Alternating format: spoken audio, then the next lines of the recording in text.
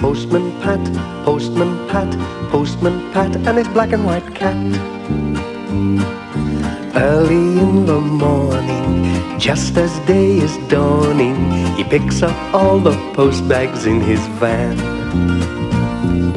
Postman Pat, Postman Pat, Postman Pat, and his black and white cat. All the birds are singing, and the day is just beginning. Pat feels he's a really happy man.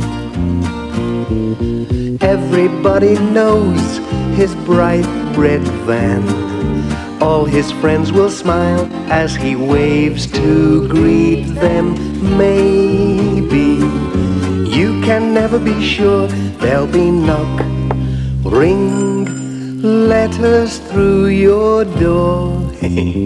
Postman Pat, Postman Pat, Postman Pat, and his black and white cat.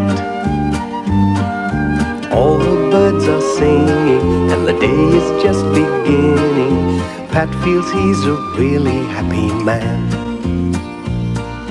Pat feels he's a really happy man. Pat feels he's a really happy man. It was a special day for Pat, but he was keeping it a secret. Now then, Jess, don't you give my secret away.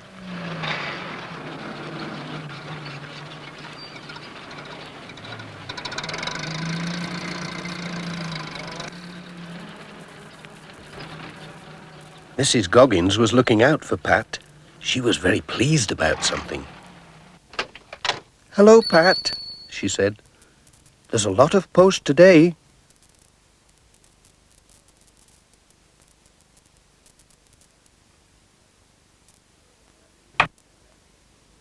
Pat didn't look too happy until he saw that most of it was for him. But who could be writing to Pat? One envelope had a drawing of a cat on it, and the writing looked very much like Katie Pottage's. "Why don't you open them? Then you'll know who sent them." So Pat did. What a surprise! They were all birthday cards. He stood them in a row along the counter.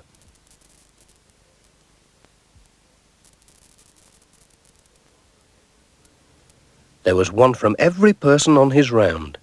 That was nice. But how did everyone know it was his birthday today? He'd kept it a secret all these years, and now they all knew. Funny. How on earth they found out, I couldn't say. But let me wish you a happy birthday too, and many happy returns. Pat bought 6 chocolate kittens. Then gathered up all his cards and letters and went on his way.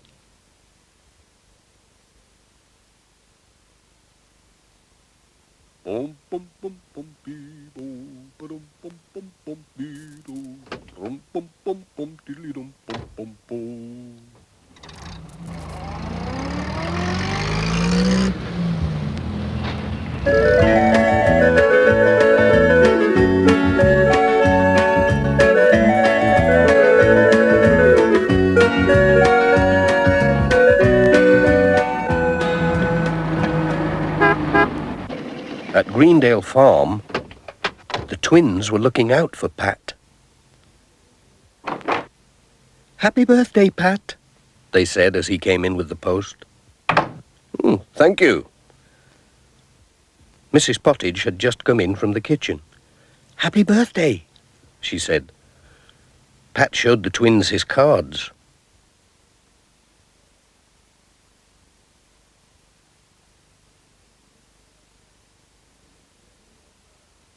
"We've made you a cake." "How did you know it was my birthday?" said Pat. "We're not telling," said Mrs. Pottage. "It's a secret." "It was a secret," said Pat with a laugh. "Here's a sugar mouse for Jess," said Tom. "Thank you very much. Now let me see. Have I got everything? Cake, mouse, cards.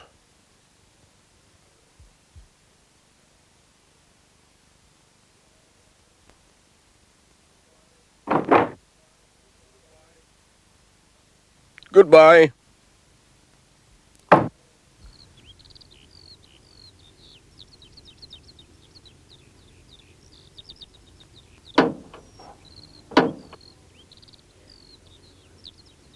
Jess spotted the mouse. He thought he'd catch it before it got lost. No, said Pat. Save it for tea time. It won't run away. But Jess wasn't so sure.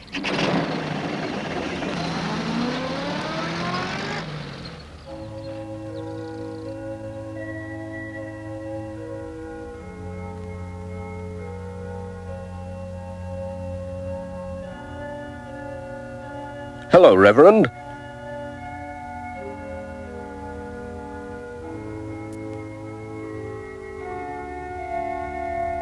A letter for you. Oh, thank you. Been expecting this. And here's something for you to greet you on your birthday. Thank you, said Pat. It was a leather-bound Bible. Oh, thank you. But how did you know? He who reads shall learn. Very kind of you. Goodbye. Godspeed.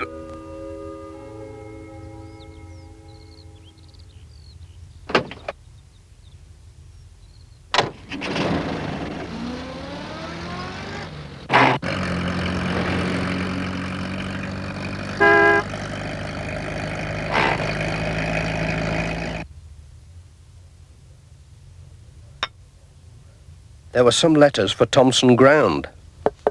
Come in. Pat arrived just in time for a cup of tea.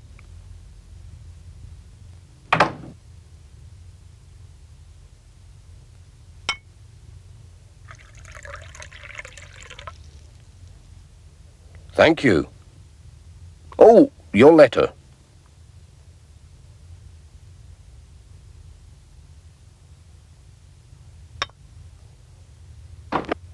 Alf Thompson came in. Hello, Pat, he said. Happy birthday. He gave him a walking stick with a handle made from a sheep's horn. He'd made it himself. That'll be good for keeping dogs off. Thanks, said Pat. But how did you know it was my birthday? Oh, you'll have to find that out for yourself. Just keep your eyes open, said Alf, smiling. You're quite a famous postman, you know.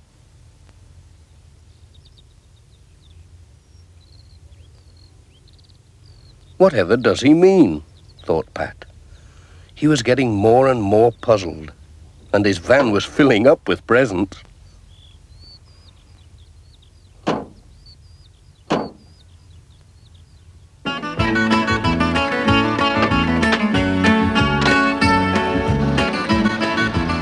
Jess didn't like the stick. He thought the horn might butt him when he wasn't looking.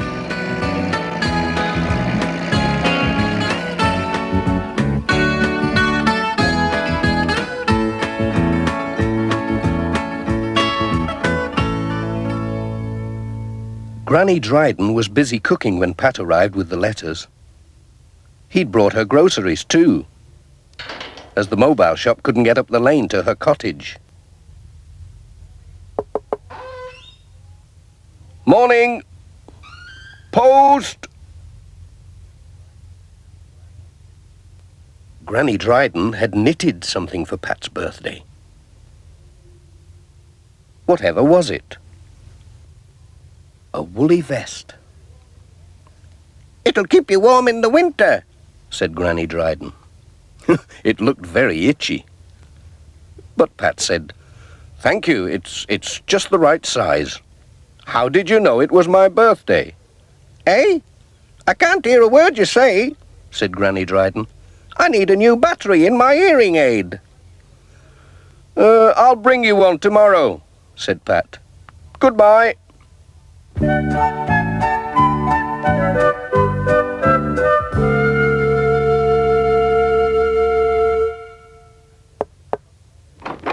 At Miss Hubbard's cottage, there was a glass of fruit juice waiting for Pat. There were 2 letters for her. Miss Hubbard drank his health and wished him a happy birthday. Cheers. She gave him a steering wheel cover made of red velvet. Thank you. That's lovely. She didn't tell him how she knew it was his birthday. Goodbye.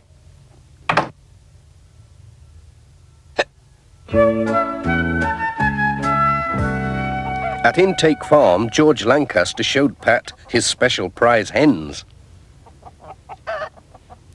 They look champion, said Pat. They're champion layers, said George. Just look at that. He gave him 2 dozen for his birthday and 1 dozen for the village school. Thanks for the eggs, George. Then Sam Waldron arrived and gave Pat a punnet of strawberries and a carton of double cream for his birthday tea. Thank you, Sam.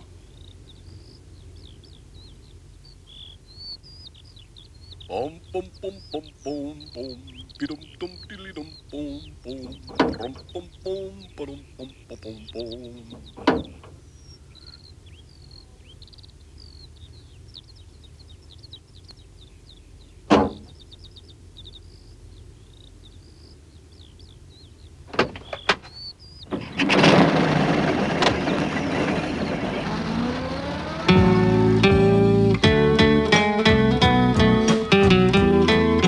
Lucy was on the lookout for Pat at the village school.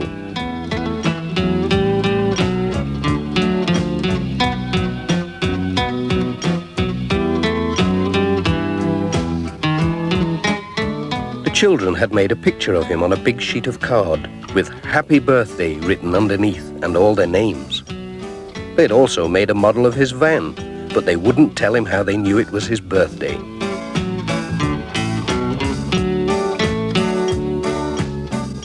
Pat had presents for them, a chocolate kitten each and the eggs from George Lancaster.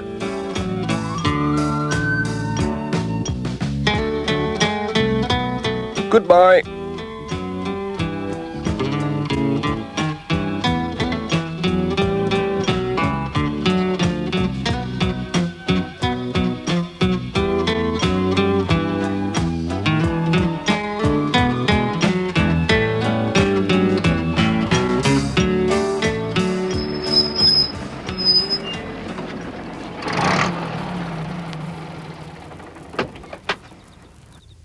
The day's round was nearly finished.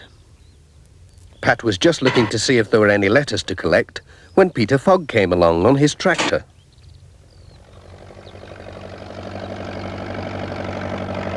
He stopped to wish Pat a happy birthday.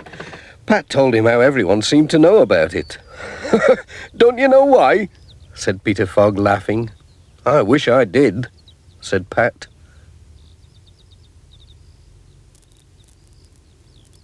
Peter showed him a newspaper. It was this week's Pencaster Gazette. Have a look at this, he said. Pat was amazed. There was an article about him, headed Postman of the Year. It told all about his work, how he helped everyone, where he was born, and the date of his birthday. Well, said Pat, how did they find all that out? Keep it as a souvenir, said Peter. Thanks, said Pat. I'll show it to the wife. She will be pleased.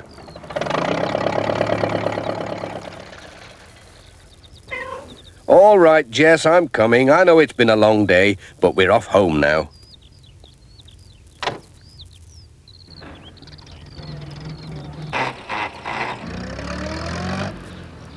It's a pity no one knows when it's your birthday, Jess. Never mind. We'll have a little party tonight.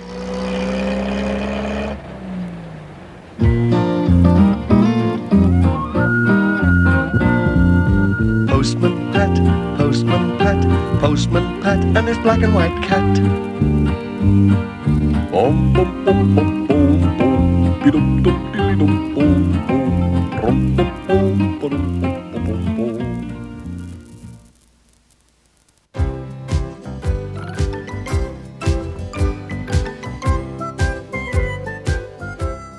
In a town, not too far from here, there's an old shoe repairer's shop. The outside of the shop looks very run down and uncared for. Even the window needs cleaning. The front of the shop is where the shoe mender keeps all his tools. There he can repair the shoes and boots brought into him. When they're repaired, he places them on shelves ready for their owners to collect. Some people are very forgetful and never come back to collect them. Others bring in shoes and boots that are so worn they're beyond repair. He's asked to throw them away, but he just can't. There's a room at the back of his shop that's very dusty and full of cobwebs. The floor is covered with boxes and tea chests. There are shelves along the walls, and the shoe mender keeps all the forgotten shoes and boots in here. There are shoes and boots everywhere. Some have been here for years. This room has a very special secret, and only one person knows it. Who do you think that person could be? No, it's not the shoe mender. The only person who knows the secret is me. Can you keep a secret? Can you? Promise? Very well. I'll share the best kept secret in the world, just with you. The door that leads to the back room doesn't fit very well, and every night when the shoe mender goes home, he has to slam it hard so it shuts. As the door slams shut, a cloud of dust fills the room, and as it settles, the strangest thing happens.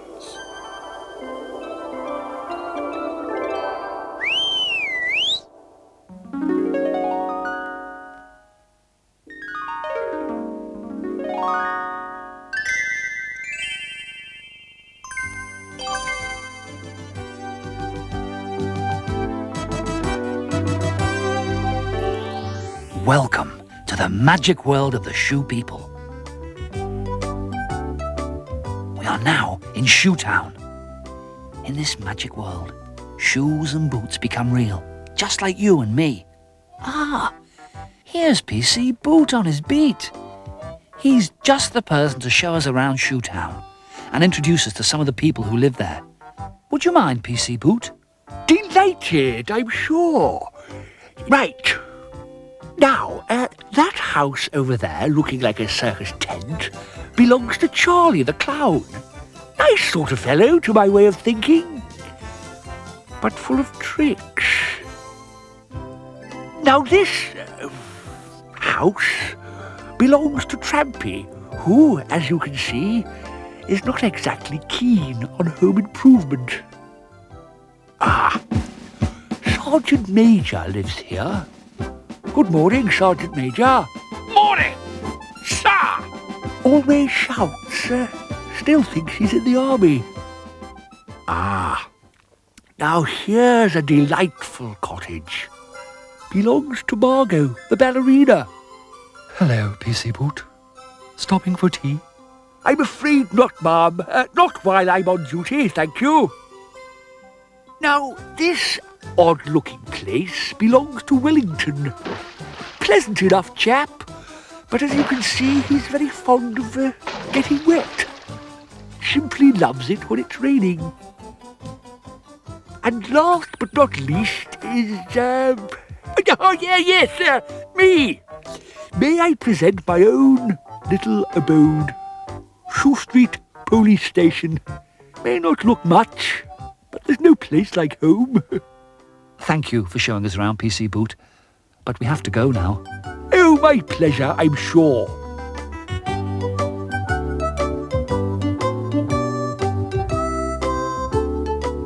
Now you've met some of the shoe people and seen where they live. Maybe you'll want to share in some of their adventures. But remember, keep it a secret. Promise? Shoe people. Shoe people. Shoe people.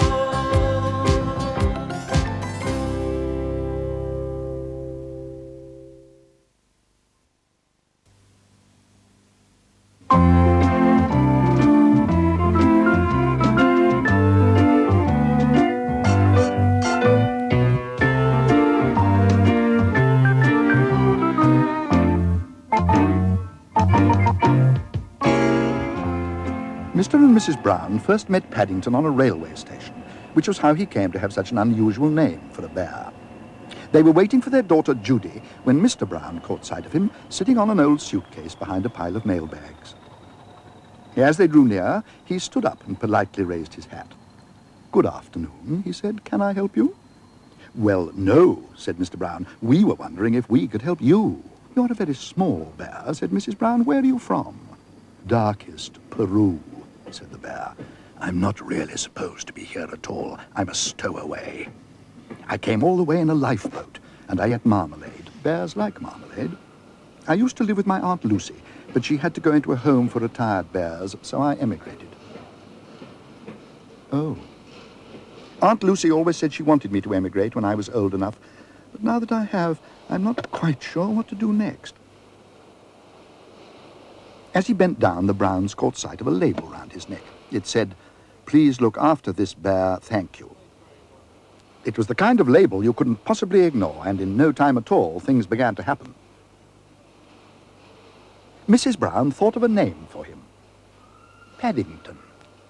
And while she went off to look for Judy, Mr. Brown was put in charge of ordering some refreshments. Paddington. Paddington. "Come along, Paddington," said Mr. Brown. "I expect you're hungry after your long journey." "I am," said Paddington.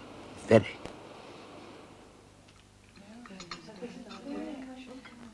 Paddington had never been taken out to tea before, and he was very excited. "I don't suppose there are many bears who've been inside a buffet, Mr. Brown," he exclaimed. No," said Mr. Brown. Especially one with buns."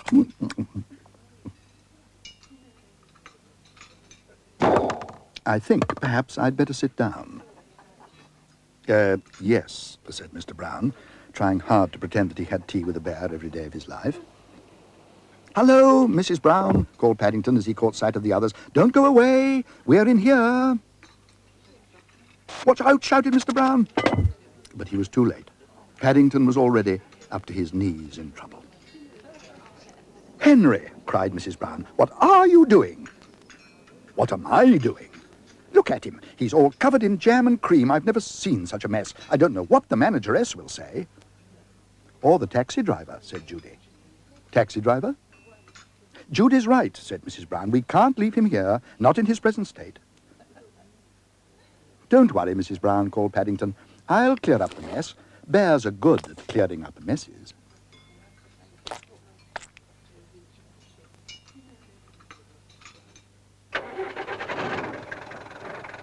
"Number 32 Windsor Gardens, please, as quickly as you can." "Not too quickly," called Mrs. Brown. "We've 2 more to come."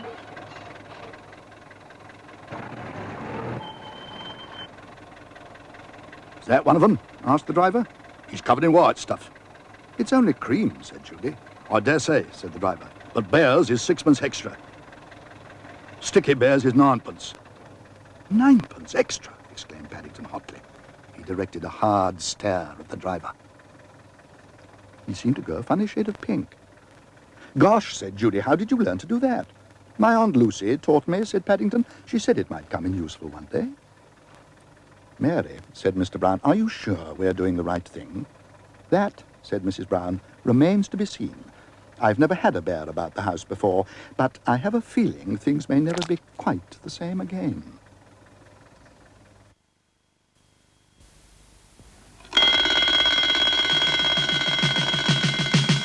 When he hears the fire bell chime, Fireman Sam is there on time.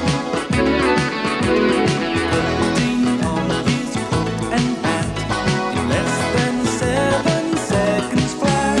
He's always on the scene, Fireman Sam, and his engine's bright and clean.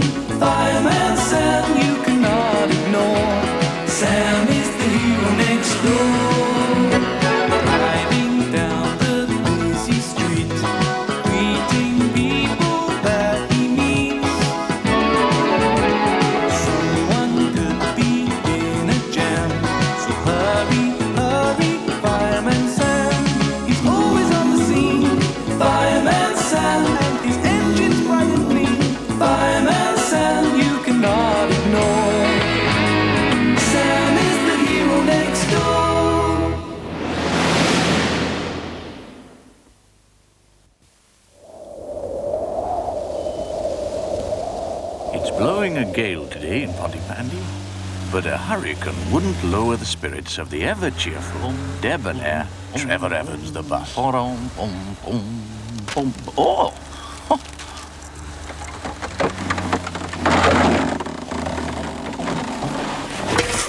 Fireman Sam's just finishing his breakfast. High winds this morning in South Wales, but moderating later in the day. Gale warnings in force. I quite like windy days. Wind blows those cobwebs away. I know. I think I'll give Sarah and James a ring. Perhaps we could go to the park after I finish my shift. Odd. That's very odd. The phone's dead.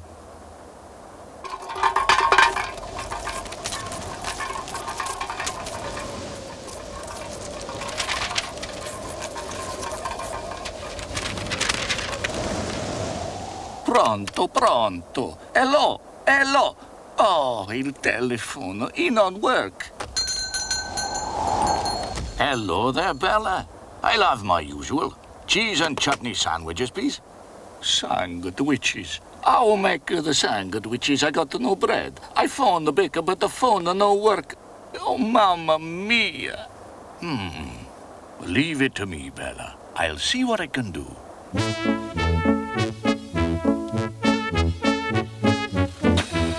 Hello, Sarah. James. Oh, Mr. Evans, can you drop us off at the park, please?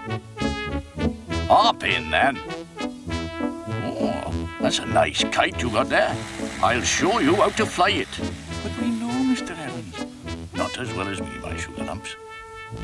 Make me some tea, make me some tea, make me a lovely cup of tea. You got any plans today, Sam? Not very easy to make plans, Elvis. The phones are dead. Dead? Oh, that's sad, man. Oh, Darrow.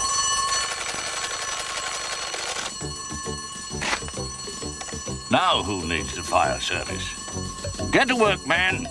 Telegraph pole down on the Newtown Road.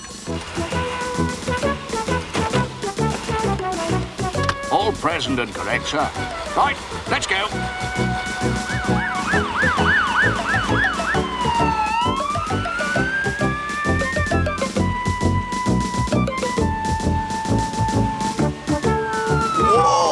Oh, steady on.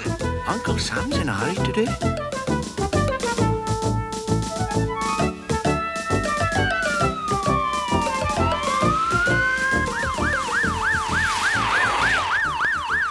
Here we are, sir. Here's the cause of the trouble. Yes, here is the cause of the trouble. Trouble? It's not on fire. Yes, we know. But it's a danger to traffic. Oh, yes. Dilys Price wants to get Mummy's little Norman from under her feet.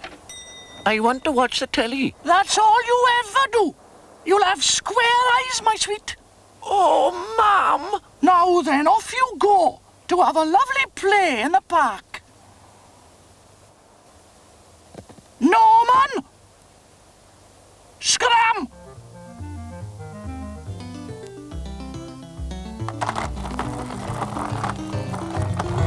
Whee! Now then, you hold the kite like so. Keep the string tight, arm's length. Oh, it snapped. Now don't worry, it'll be up in no time. Oh, no, hang on a minute.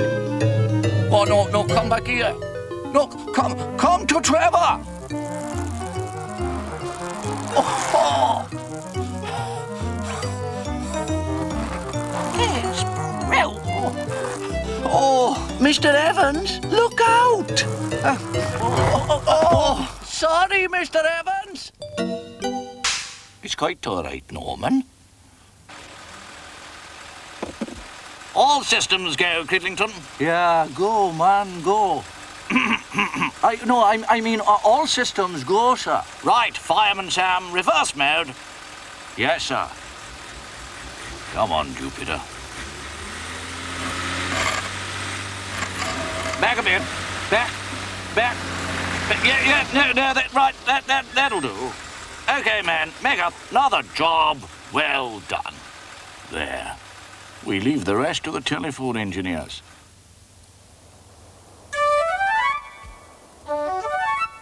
Well, I don't know what the world's coming to. No telephone now. Mamma mia! Che cosa? Oh, do you have to be so dramatic? Oh! Well, I never!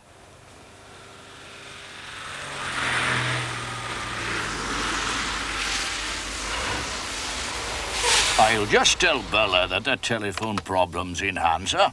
Quite right, Fireman Sam. Well, that's it, ladies. We done our bit. Oh, what's that kite doing on your roof, dearest? Nothing to do with me, Sam. I don't know. He just fly there now. Looks like Sarah and James's. Well, we'll get it down this time as a special favour. Don't you fall, mind? Ah, bellissimo. You worry about our Sam. No, my apples. Oh. Mind yourselves, ladies. Yes, ladder coming through. Extend. Well, into the building. You worry about your apples. What if he fall? I won't fall, Bella. I've done this 1,000 times, I have.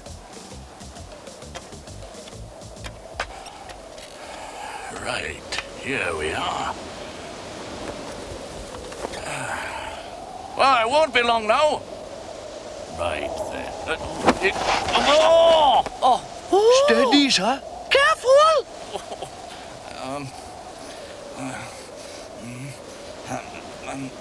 Right. There. Got it. Hooray! Good for you, Fireman Sam. Hooray! Bravo, bravo, bravo, bravo. Oh, yes, he's so brave.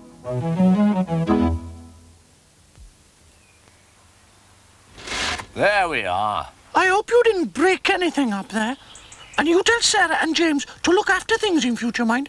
Norman, now, he's never lost anything. Yes, all right, dearie. Uncle Sam, come quickly. It's Mr. Evans. He's hurt his arm and lost our kite. Yes, I can see the problem. Bandages. Oh, bandages. Not to worry. Nothing too serious, eh? That arm will be fine in no time at all. I'm not surprised. It's the other one that hurts. I don't think you'd better drive home with 2 bad arms, Trevor. Sorry about the kite, kids. Oh, it's all right, Mr. Evans. Huh. I wonder where it's got to, though. Well, now, take a look over there. Oh, thanks a lot, Uncle Sam.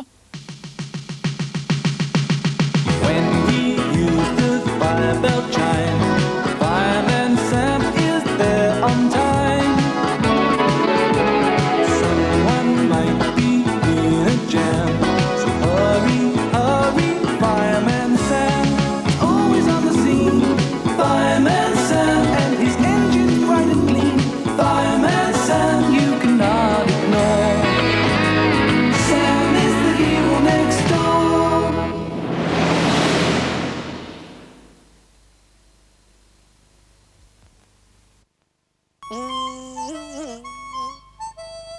My name's James, James the cat.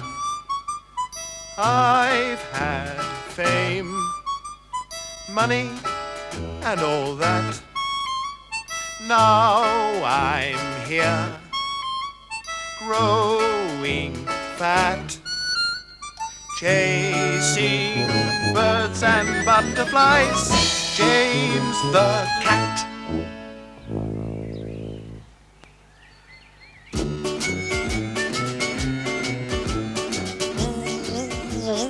It was an exciting day at the corner house. The whole family were moving to a new home. Everything was packed up and driven away. Everything except James the cat. I've been forgotten. Locked out of my own home, with all my worldly goods stuck inside. I'll have to live outside, in that jungle. But wait. My Auntie Maud lives in a castle in Wales. I'll write to her. She'll help me. Dear Auntie Maud, please help. Love from your lonely nephew, James. How shall I send it? Of course, airmail.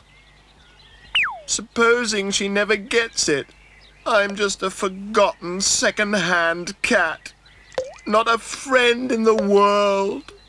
Hey, Mr. Dunkwai, I'll help you. Beg pardon? I'm Rocky the Rabbit. You're a bit big for a rabbit. Yeah, I was a prize fighter before I retired. Oh, and this is my friend, Mrs. Lavender. Oh, hello, said Mrs. Lavender. It'll be nice to have a cat in the garden. James's new friends showed him around the garden and took him to meet Citron, the frog. Oh, mon ami, welcome to my pond. Oh, I say. James was very embarrassed, but he soon began to feel at home, and it wasn't long before James settled down in the marigold patch. Hey, James, you've got a letter. Oh, thank you, Rocky.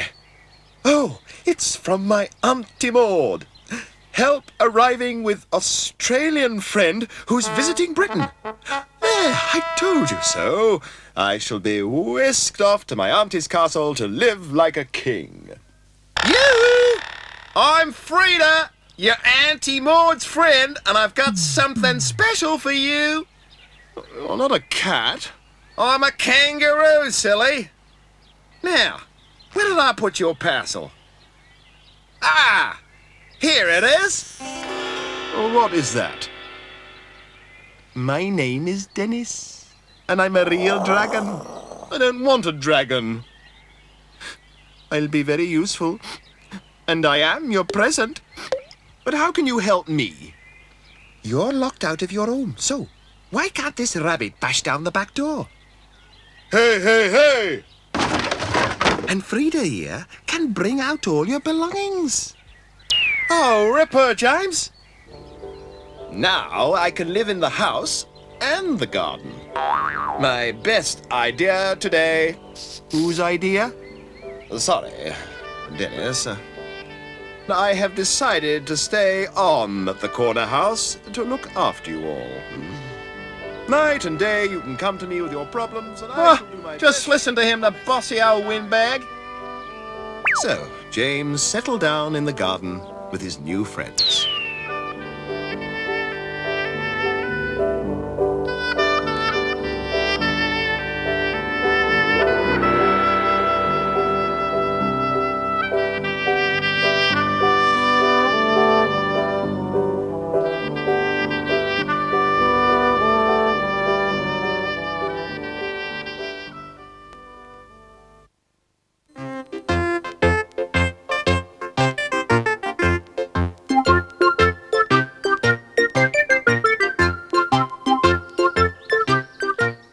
The sun was shining brightly over Toyland. It was just the sort of morning to wash something, so Noddy decided to wash his car. He was so happy that he made up a little song. Sploshety splish, splishety splosh, you look so bright and clean. Oh golly gosh, you're the best car there's ever been. Golly gosh, you're the best. Morning, Noddy. Hello, big ears. What are you doing in Toyland so bright and early? Have you forgotten, Noddy? It's car race day in Clockwork Car Town. It's always very exciting. There's a prize for the winner. Oh, can't stop. We'll see you there. Oh, yes, I had forgotten, Car. Woo, woo, woo, woo. Yes, Bumpy Dog, I had. Woo, Come woo. on, jump in. Woo, woo, woo, woo. But Noddy's car wouldn't start. And then Nasty Bruiny Bear and Bert Monkey arrived. Ho, ho, you've run out of petrol. You'll have to buy some more. But I haven't any money. Then get some. But I can't earn money if I can't drive my car. Never mind. You wouldn't have won anyway. Bye, Noddy. Noddy was unhappy. How can I go to the race now? Just then the Clockwork Mouse drove up. Hey, Noddy, my car's run down. Will you wind it up for me? Of course I will. Golly, I wish my car was clockwork, then I could join the race. Just a minute. I'm on my way there now. Jump in and I'll give you a lift.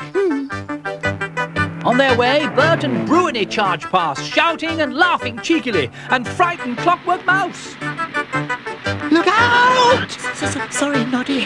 I'm very, very nervous.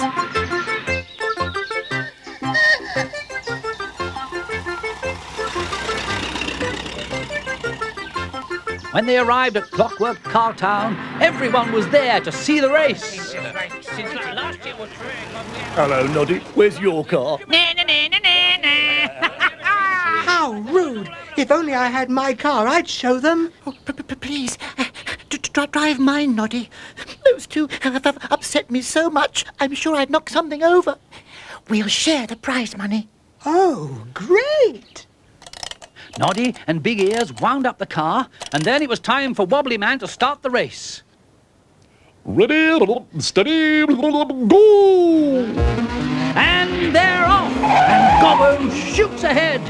Yes, but not for long.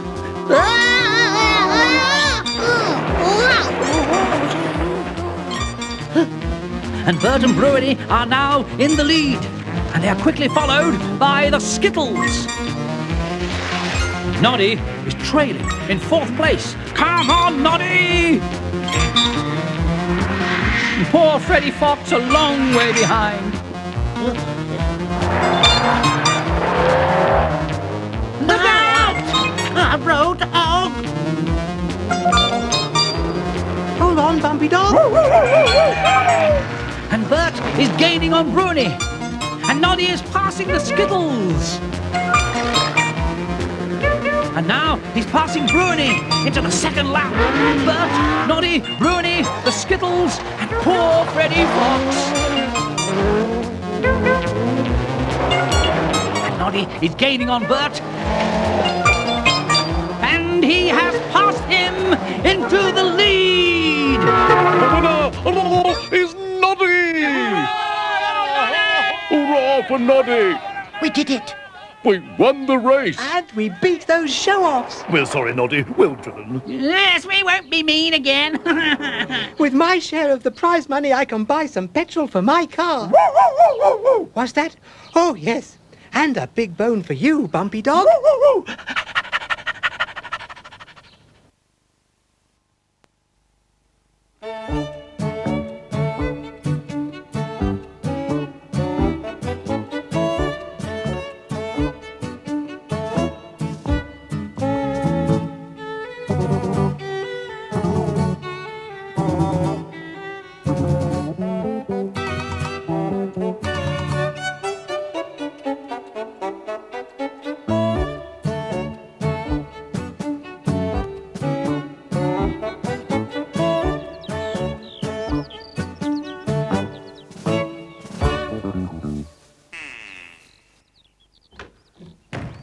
One morning, when Will Cwac came down to the kitchen to have breakfast, his mother was busy mixing flour in a large bowl. Cwac, Mum, you're making a cake, aren't you? He said.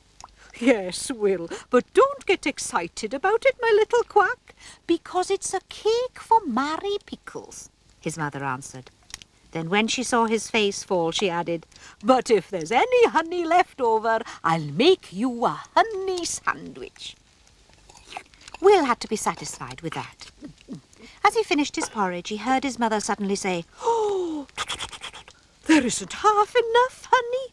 Someone will have to go down to the shop and get some more. Will was more than ready to fetch a pot of honey if there was a chance of a honey sandwich for him as a reward. So he got up from the table, snatched his cap, and was on his way to the village in the twinkling of an eye. Naturally, he had to call on Ivan on the way. Will said, Thank you very much. When Mr. Pugh the shop wrapped the honey and gave it to him with a smile. Then the two friends started to walk home. After a little while, Ivan said, Gobble, Gobble, Will, do you think I could have a little peep at the honey? Will saw nothing wrong in that, so he opened the paper and the two of them stared greedily at the honey. Then Ivan asked, Gobble, gobble, well, do you think I could have a little sniff at the honey? Will saw nothing wrong in that either, so he opened the honey pot and the two of them sniffed the lovely honey and it smelled delicious. Then Ivan said, Gobble, gobble, well, it would be lovely to have a little taste, wouldn't it? And Will thought, since his mother had promised him a honey sandwich, it wouldn't matter if he were to take the honey that would have gone into the sandwich and share it with Ivan. So Ivan took a little of the honey in his beak, and then Will did the same, and it was ever so delicious. And then Ivan said, Gobble, gobble, Will, it's scrumptious. Can you spare just a tiny bit more? But before Will could answer, they heard a loud buzzing noise coming towards them. Quack! Great snails! Honey bees! Cried Will. Run for your life, Ivan! Quack! The next second, Will and Ivan were running down the high street with hundreds of bees chasing them. They passed away policeman's house and Ivan's house and disappeared from the village towards Will's home, with the bees getting closer all the time. They ran into the farmyard, Will tripped over a stone, the honey pot slipped from his grasp and smashed into smithereens. The next second, Ivan fell headlong over him. Great snails! Quack! We've had it now! Will cried, and help! Gobble, gobble, help! Cried Ivan. But then, thank goodness, they both felt themselves being picked up by someone very strong. Rasmus, David, boys, quick! Said Umfra as he carried them both into the kitchen. Quack! Oh, thanks, Dad, cried Will. And thank you very much, Gobble, gobble, said Ivan. Then the three of them stood by the window and looked out at the honey bees eating the honey. Mary Pickles didn't have her cake that afternoon after all, and Will didn't get his sandwich either. But still, we don't always get what we want, do we? Good night. Quack.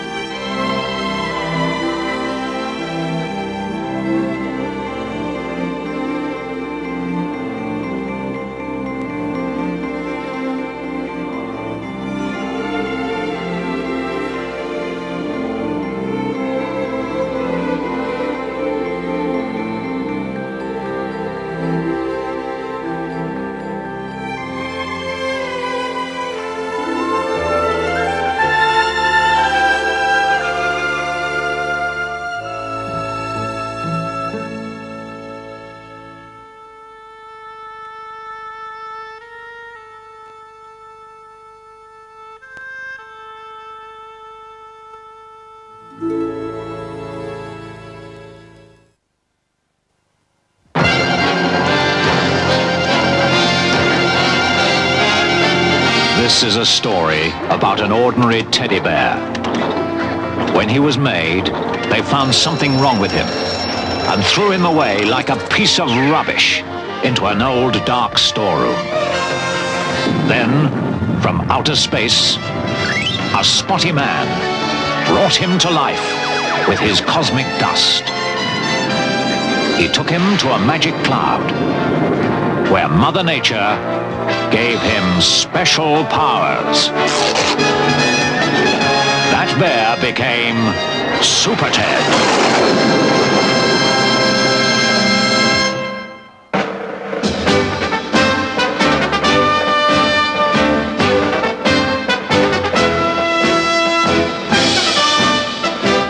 In one of the world's most technically advanced rocket stations, a launch is about to take place. A launch that will make history. 3 astronauts will travel deeper into space than any man has ever been before. There to watch this historic occasion is an ordinary teddy bear and his extraordinary friend. This is the fastest rocket we have ever built. It will go beyond our solar system and into the nebula of Andromeda. Andromeda? Well, I went there for my summer holidays. Spotty, shh. It rained. Look, there they go. The astronauts are making their way to the capsule. I wonder. See, I told you. Becoming an astronaut is easy as falling off a log. Falling off a log? How'd you do that, Tex? I don't think we've had the right training for this kind of thing. What do you mean? I trained you, didn't I? Yeah, but only how to rob a bank. From the control room, everything looks normal as the countdown continues. 5, 4, 3, 2, 1. We have liftoff! I wonder, did you notice anything unusual, Spotty?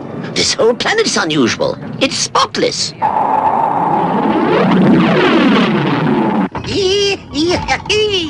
We've done it, boys. And this time there'll be no posse coming after us. No, I can't see any horses, Tex.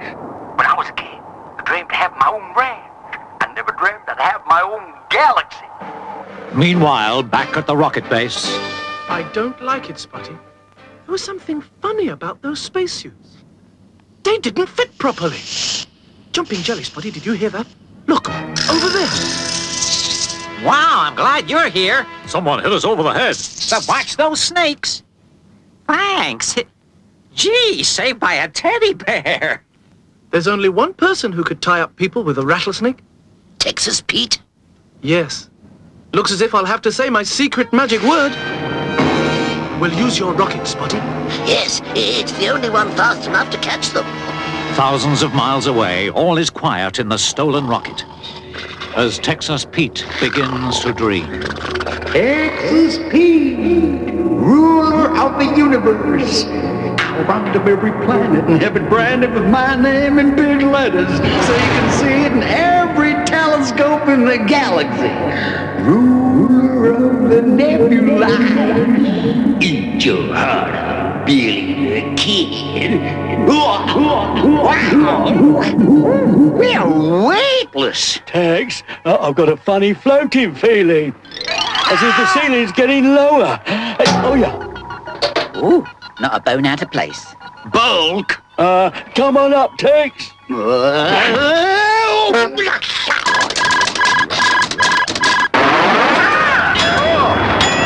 And the stolen rocket comes into the range of the Spotty radar. Look, there. It's jumping around like a spotted zebra. Right, Spotty. Let's get after them. Get off my legs, skeleton. You're pulling down my pants. But I got nothing else to hold on to. Tex, look at that lovely rock out there. What? Oh, no! Okay, you two idiots. Get out there and stick those bits back on. Oh, no. But it's cold and dark out there, Tex. Get going before I break every bone in your body. I'm going. That's the code. It's dark. Oh, great, I can fly. Hey, skeleton. What now? Do you hear what I hear? Oh, not that terrible Teddy. Oh, no. Great moves of Spot. Oh, I wish I knew how to steer this thing.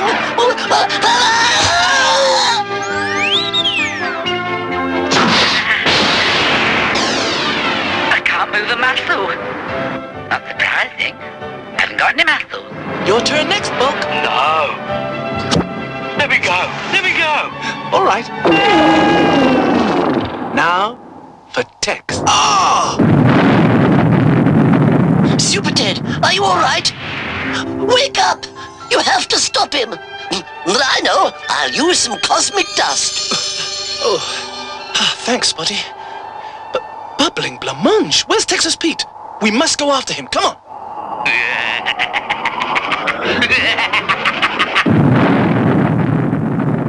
Catch me if you can.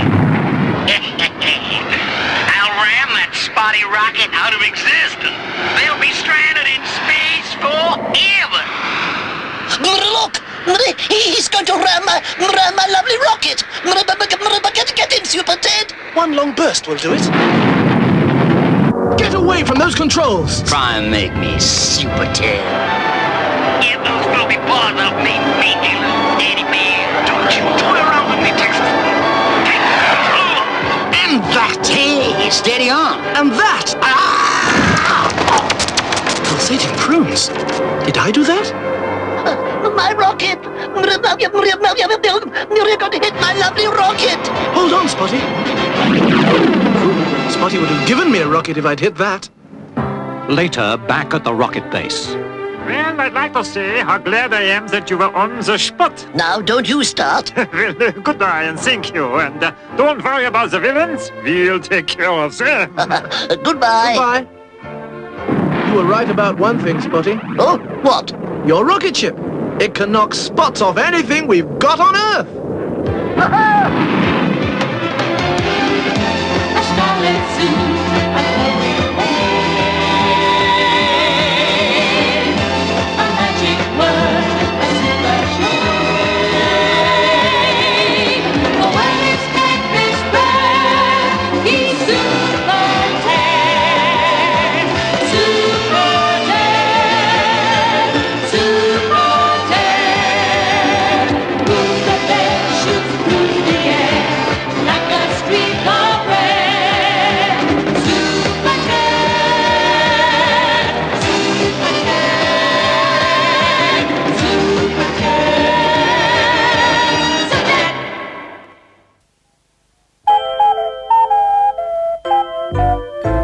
Spot, Spot, a lovable Spot.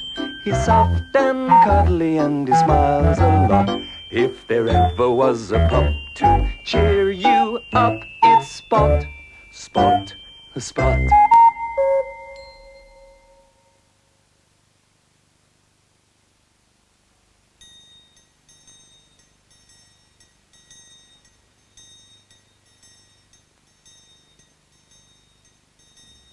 Naughty Spot, said Spot's mum to Sally. It's dinner time. Where can he be? I know he's in the house somewhere. Is he behind the door?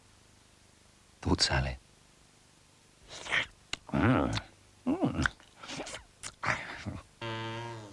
No, he's not here.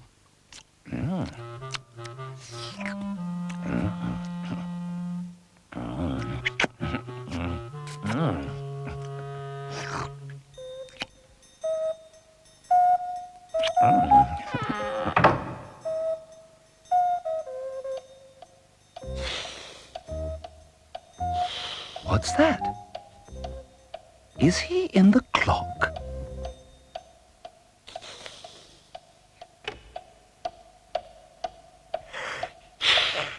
No, yawned the snake.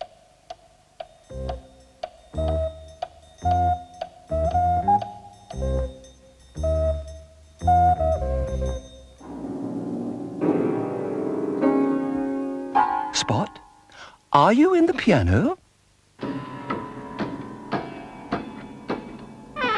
No, it's only me. Only us, you mean? Said the bird.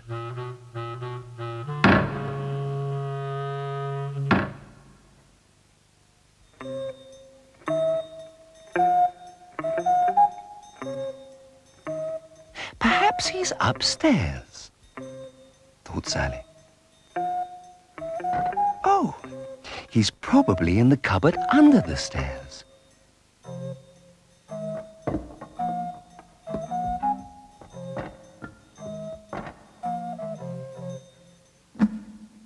No, there's only room for me in here.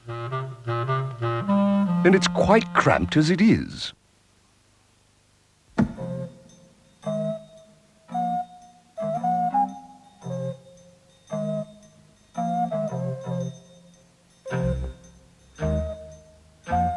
Are you under the bed, Spot? No! Haven't you found Spot yet?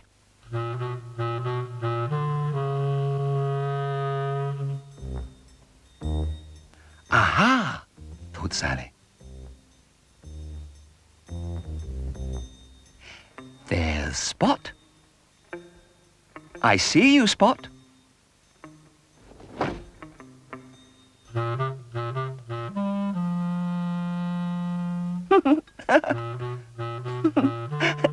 Try the basket, laughed Claire.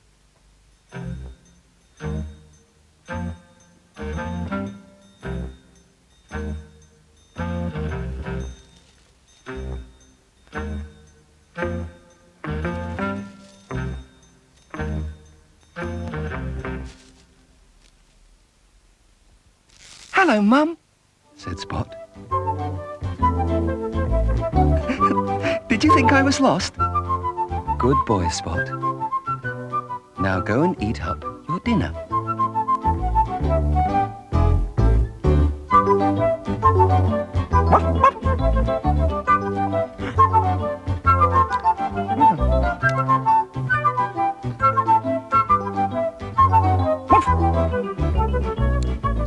Spot did eat up his dinner, to the very last crumb.